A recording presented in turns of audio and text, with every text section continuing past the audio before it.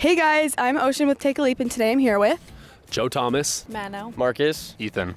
Okay, Joe, how many times have you changed your major? Honestly, just once. What are you majoring in right now? I'm doing economics. Once. What was it, and now what are you currently studying? I was a double major with neuroscience and anthropology, but I just switched to anthropology. 0. Okay, what are you majoring in? I'm majoring in construction management. Once. Okay, now what are you currently studying? Political science, legal studies. Welcome to this episode of Take a Leap. Join us as we talk to young people who are using their faith to change the world. Hey guys, welcome back to Take a Leap. I'm James, and joined for the first time ever by Neftali Rodriguez. Hey guys, it's nice to be here. And also for the first time ever, joined by Kenzie Meyer. Hi, How are you doing, Kenzie? I'm doing good. Excited to be here today. Awesome. Thank you for joining us. Thank you. Well, we're going to get you started. We want to do a little bio, get you presented to our, listeners. And so Kenzie's originally from Albuquerque, New Mexico. She graduated from Montana State University and is studying music education. She really loved her time as a student and was able to build a strong foundation in her faith. She always loved watching people choose to follow Jesus and grow in their own faith. And that was something that she wanted to be a part of, and now is a part of, as she is excited to continue serving as a campus minister at SUU. So we kind of wanted to talk about that, Kenzie. I feel like that's a super cool experience, starting off with music and then transitioning into now teaching, being as a minister. So start us off with that. What made you want to start studying music and kind of share your experience with that in University of Montana? Yeah. So I grew up playing instruments. I was in band in middle school and high school. I was a nerd, not gonna lie, but I just really loved music. And when I was in high school, I got to be in marching band. In my junior and senior year, I was the drum major, so the student conductor. And so I got this little internship of what it would be like to be a music teacher.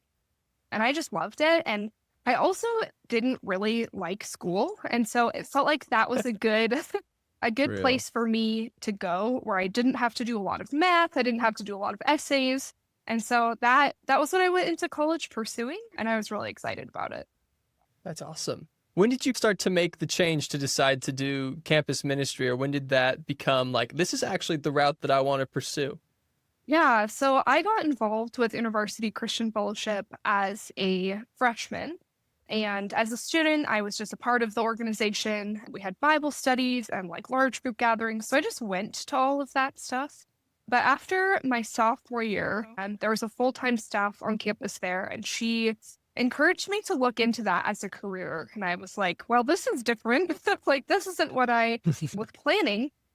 But I really loved InterVarsity, and it was really impactful for me as a student. I would say it's the reason that I'm following Jesus today. And so because of that, I felt like I wanted to pursue that as a career. And I also had felt like I wasn't being all the way fulfilled in my music, in my pursuing of music education. There was a piece missing. I loved the teaching, but I really wanted to do something for a career that included my faith. And so that was just a really exciting option for me. So it was about my junior year that I started to pursue that. Okay, nice. That's awesome. So tell us about more on how you were able to find that experience. What was something in you that made you want to pursue teaching? You can teach music, but now you're teaching as a ministry. So how has that affected your life, and helping other people, I'm assuming, must be so cool. And so how was that experience for you? Yeah. When I was studying music education, I was planning to go into the public schools, which are pretty limited on what you can talk about faith-wise. Anyone who went to public schools knows that that's not something that teachers are able to share. And so I felt like I loved the teaching aspect. I loved being able to watch other people learn, to watch things click in their minds. And so being able to pursue a career that was including that teaching part, but then also I was able to talk about my faith and to guide people in their own faith journeys was really exciting. And for me, it's just been really influential. I feel like I have grown in my own faith, probably more than I have helped other people grow in their faith. But it's been really cool to be able to use those skills that I learned in college for something else that's really purposeful. I love that. And I think for me, at least personally, music is a way that I connect with God, or it can be a spiritual experience. I love listening to whether it's singing hymns on Sunday or like Christian rock music. I dabble a little bit, you know, and like, was there an element of your music education or your experiences playing music that helped you draw closer to God, or maybe also guided you down the path that you're on now? Yeah, for sure. I personally believe that like we are creative people because we are made by a creative God. So just the act of creating and being able to make music felt like it was something that was divine in nature. It felt like I was just able to draw closer to God in that. And so, yeah, I feel like I really got to explore a characteristic of God in being able to create that was really special. Wow. You also mentioned like helping other people find themselves and in a certain way discover their own testimony. So how has that shaped you and your testimony? I kind of want to dive deeper into that and how that solidifies your testimony. So most of my work is with college students, which is Mhm. a very, like, there's a lot of choices that you make when you're in college that kind of affects the rest of your life, like what to study, but there's also like who you're becoming. And so with that being my line of work, I get to see students make these decisions to choose their faith as an important part of who they are. And so because of that, I feel like I am reminded regularly about why God is good and why my faith is worth pursuing. When I see the transformation that God does in these students, I'm just reminded of his goodness. And that just solidifies for me why I am a follower of Jesus. Definitely. And so in your ministry, in your work experience now, you have ended up in Cedar City in Southern Utah University. Can you tell us a little bit about the journey to end up there and what it's been like in Utah? Yeah, so I graduated back in 2023 in Montana, and then I spent my first year on staff there. And during that first year, my husband and I just felt like God was releasing us from Montana. And so we were pursuing an overseas option, actually. So we were looking to go to the Eurasia region, so around Ukraine. And as we were pursuing that, it just felt like there were a lot of closed doors. Just felt like God was not leading us in that direction. Like we had been released from Montana, but not to go overseas where we had originally planned. So some of my supervisors reached out to us and they offered us a few positions, one in Cedar City, Utah, and then one in Wyoming. And we did not want to go to Wyoming. It's a little windy, but Yeah. we got to come down and visit Cedar in January of 2024 and just loved Utah. Like we loved the ministry here, we loved the campus, and it just felt like things fell into place for us. Our families were both really excited.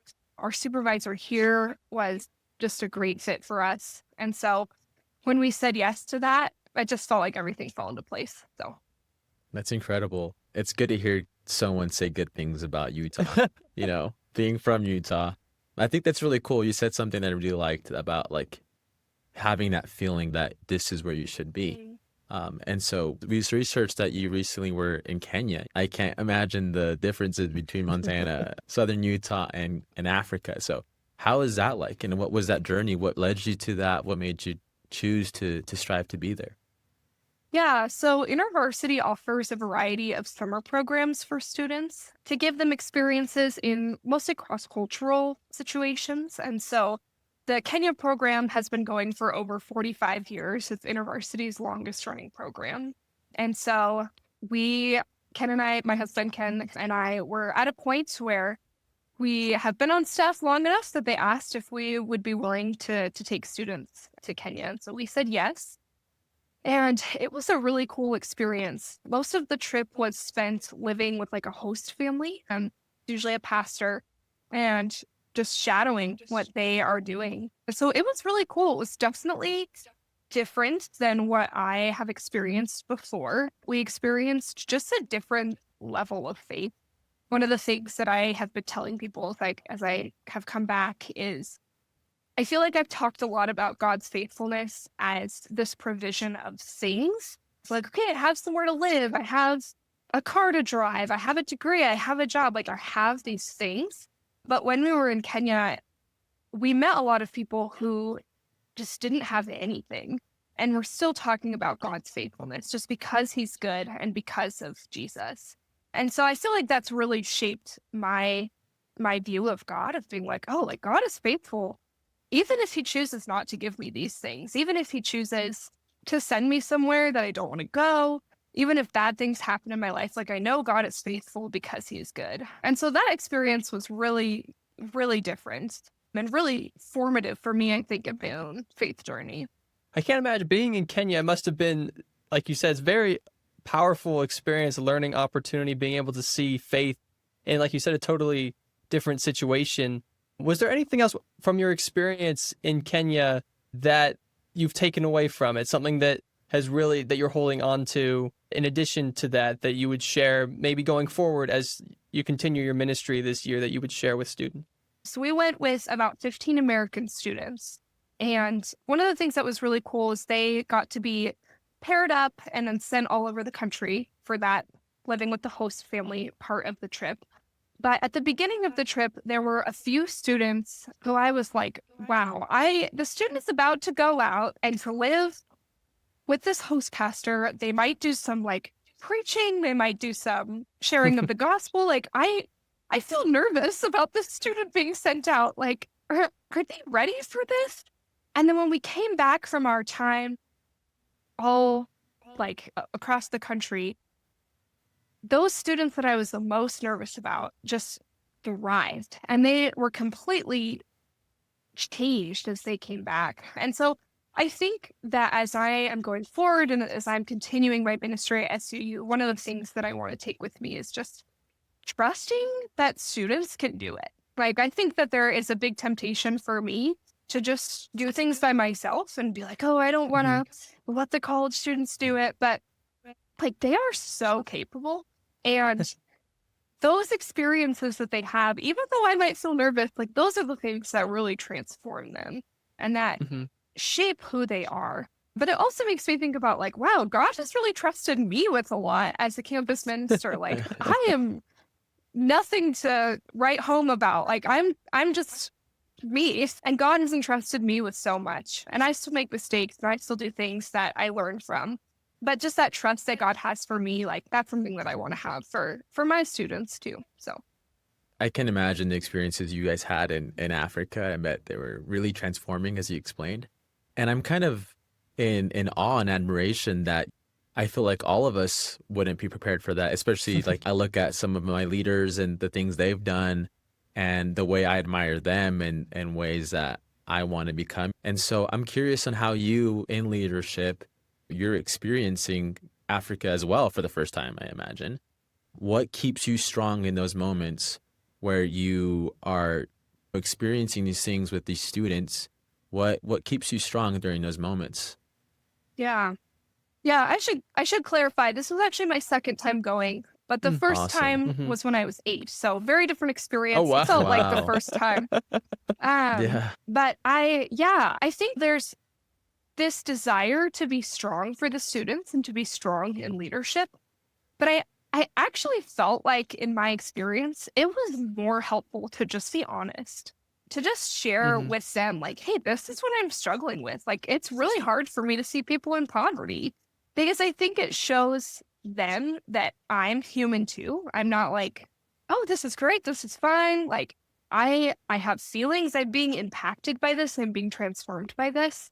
And I also think it allows for them to be okay to experience those things and not to just put up a hard outer shell. But I think also like just returning to the Lord as my provision and as my strength. Like, what's really neat about this trip is that like we don't stay at a hotel, we don't stay in Western places. Like, it's very immersive. And so you're really stripped away from all comforts and all familiarity of things from home. And so you really have to rely on God as your source of comfort, as your source of really what's going to get you through the day, because otherwise you're not going to survive. And so I feel like just returning to God, a lot of prayer for sure. Those are the things that really helped me during my time in Kenya. For sure, got to have those fundamentals. We got to connect with God through the word and through prayer, absolutely. Something that stood out to me, you were mentioning like seeing how these students are like the young people who go on these trips, like, and seeing how they're trusted by God and seeing how they can rise up to the occasion. Maybe like you might feel afraid or I know in my own experience, in my own missionary service, like when I was a new missionary, I felt like my trainer wasn't letting me do anything. And I was like, this is the worst. Like if I was in charge, I would like let my new person do all these things. And then I was in charge eventually. And I was like, yeah, I can't trust him to do anything. But then you do see people like in these new situations, God, compared to God, none of us know anything. But with God, we can do anything that he needs us to do. Right. And so do you have any examples or inspirational stories of seeing young people really rise up to a moment? Yeah, so there was a student, I'm not going to say his name, but he was Sure. on this trip with us, and he just came in and was a little bit grumpy in the beginning and just didn't really seem like he wanted to be there. He seemed like he was really annoyed. And then he was sent off on his time for these 2 weeks and then came back and was just like totally transformed, like so excited to be with our team again. And by the end of the trip, he was just walking up to random people and being like, have you heard about Jesus? Like, let me tell you about Jesus. Just like anyone we would meet on the street. And he just turned into our biggest like sharer of good news, which was really cool to see his transformation. Do you guys also want me to share a story just from like campus in general too? Sure. Absolutely. awesome. Please do. Yeah, so we have a student here at SUU who became a Christian, just like picked up a Bible one day and started reading and watched some YouTube videos and was like, yeah, I think I want to be a Christian. And then he came last year to SUU as a freshman and got involved with our community and was like pretty shy, pretty like on the edge of the community. So as time went on, I feel like he got to know his people. He got to be known by a community. And then this past summer, as Ken and I were in Kenya, we were like, do you want to lead this summer Bible study that we have going on? And he was like, sure. And then we left for 6 weeks. We're like, okay, good luck. Like, Wow. you've been a Christian for a year. You've been a part of this for a year. Like, we're just hoping and trusting that God is going to lead you and give you what you need. And we came back and he had grown the Bible study. And was just like so much more confident in his leadership abilities. And he's going to be joining us as a student leader this year, which is really exciting. But it was just cool to see like where he came from and how God is using him to even reach other people too. Yeah, that's incredible. Wow. I think that requires so much, just being able to let God work through you. I think that's such a beautiful experience as a member of our church. We do these 2-year service. And so typically people go at 18, but it took me like a year and a half to really devote myself to do that. And I think that's really cool to hear that your student is also like able to just let God work through him and see how God has worked through you guys in Africa, seeing him work through you and your husband as leaders. I think that's so beautiful, seeing that God really has a true plan for each and every single one of us, as long as we let him, kind of take steer of the boat of our lives. And so a question I have for you is for students who are struggling to get into that pathway, what kind of advice would you give to a student who is just scared to take that leap of faith? Yeah, that's a great question. One of the things that we really like to do with our students is take them back to scripture when we're giving advice. 'Cause things that I have to say are really not as good as the things that God has to say. So there's a parable in Mark. It's the parable of the 4 soils. Jesus talks about 4 different soils or 4 different heart postures that people can have. So the hard soil, like the rocky pass, the rocks that the seeds can fall in, the thorny soil, and the good soil.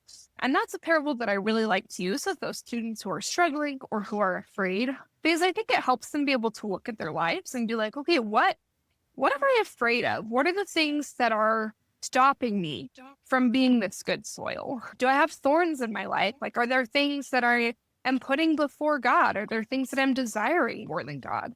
And so I really love to use that parable to help students evaluate where they're at. And then when they've decided, they're like, okay, maybe my heart is just hard. Like, a good place to start is to pray. Or maybe if they're like, man, I really feel like I'm pursuing my degree more than I'm pursuing God. We can talk about like, how do we change that? How do we make it so that God is the center of your life? But especially for those students who have a lot of fear, like I just really want to be tender with them. I don't feel like God expects us to not have fear. Like I think that that's just a part of being human. And I think it's what we do with the fear that matters. Like, are we going to give it over to him and let him be in control, or are we going to hold on to that tightly? And so I just really like to engage with students tenderly about that, but encourage them to be like, if you hold on to this fear, like you are never going to be enough on your own to fix this. Like you need Jesus. You need God to be the one that is taking this over and is replacing the spirit of fear with the spirit of faith. Yeah. I love that. I love how you're talking about like the importance of prayer, the role of prayer in getting to that point where the soil of your heart or the position of your heart is ready to receive the word of God or to grow in it. Because I know for me, sometimes that's a challenge because like sometimes when I'm praying, you feel like, oh, I need to pray for opportunities to share the good news, or I need to pray for opportunities to help somebody else, or for things like that. Or I pray to talk to God about the future, things like that. But sometimes you're just not in the mood. Sometimes like, I know I should be reading the scriptures, but I don't feel like I can pray right now because I haven't been reading the scriptures. It's like, you can pray to have the desire to read the scriptures. You can pray and God will help you get to the point where then you can start progressing more. At least for me, that's been my experience, and I really love that. And so kind of a final question here that I had for you. Your campus ministry is on at Southern Utah University at the moment, but if you had the opportunity to have a message that you could share across all the campuses in the world at the moment for all these college students, what would it be? Like, obviously the semester's starting soon. For us, maybe people are stressed, maybe people are scared, maybe people have a variety of mixed emotions going on. But what would that message be? Or it can be many messages because people are unique. I think for college students, I would say that this is a very unique time in your life. You have a lot of freedom. Most people are not married in college. Most people are living in a temporary place. Like there's a lot of things that are changing, which means this is a really good time to explore new things. And so with that, I would say explore faith. Like if you are from a background where you have not really talked about faith or not really talked about spirituality, like explore, figure out what you believe. Like it's going to be harder later on in life. And there might be some things out there, like you might find something that you actually really love. And then for students who come from faith, I was one of those students. I grew up in a Christian home. I would just encourage you, like, find out why you believe what you believe. It's important that you know what you believe and that you believe it for yourself. I think for students who come from backgrounds of faith, it's really easy to be like, well, this is what my parents did. So this is what I am going to do. But it's not your faith. Like it's your parents' faith if you're doing it that way. And so I think it's really important that when you come into college, especially for freshmen, but any time in your college career, that you just explore what there is and you have a heart of being a seeker. Because I think that this is going to be the easiest time in your life to explore. Most college campuses will have like a variety of different faith groups or like places where you can get involved. And you're never going to have those just like at your fingertips for the rest of your life. So I would just encourage people, like, figure out what you believe, figure out why you believe it, talk to people who believe different things than you, learn what they believe and why they believe it. But most importantly, just put yourself out there, explore. Rock skipping club is great. But if you can get involved with a faith club, like that is going to be the place that changes your life. I love rock skipping club. It's not going to change your life. So yeah. You never know. That's true. You never know, honestly. Sure. I think we don't have that here at BYU, so we'll have to get on that. On Rock Skipping Club. But thank you so much. I really appreciated those tips. We're both going back to semester, and so I feel like there's some tension, some anxiety. You know, summer is over, reality starting to kick in, and so I think it's so important to just let God work through us as we've talked today, and kind of just like find those opportunities. And so thank you so much. It's been an incredible moment just learning more about you and how you see God in your eyes. And so, yeah. Definitely. We admire you so much. Thank you so much for taking the time to do this and for the work and ministry that you devote yourself to. And thank you for what you've given us today. And hopefully our listeners go off with something and that they can take with them that will help them throughout their semester as well. Well, thank you so much for having me. It's been a joy. Yeah, I hope that what I've said has been a blessing. And I like to say, my husband and I like to joke, we're like, our job is to like make a whole bunch of people that can critically think about their faith and then defend it. So I hope that like inspires people to be critical thinkers about their faith, to be people who can say, this is what I believe and here's why. Anyways, thank you guys for having me. Thank you for this time. It was really a pleasure. Thank you for listening. If you liked this episode, take a leap and share it with your friends and family.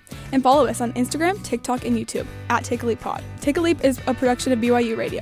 I'm Ocean Marshall, and our production team includes James Sturdivant, Aaliyah Alexander, Heidi Hansen, and Neftali Rodriguez.